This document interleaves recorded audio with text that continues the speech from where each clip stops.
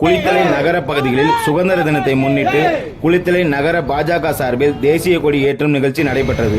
கரூர் மாவட்டம் குளித்தலையில் 78வது சுதந்திர தினத்தை முன்னிட்டு குளித்தலை நகர பாஜக சார்பில் இருசக்கர வாகனத்தில் தேசிய கொடி ஏந்தியவாறு பேரணி நடத்தி நகர முக்கிய இடங்களில் தேசிய கொடி ஏற்றி பொதுமக்களுக்கு இனிப்புகள் வழங்கிய குளித்தலை நகர பாஜகவினர்.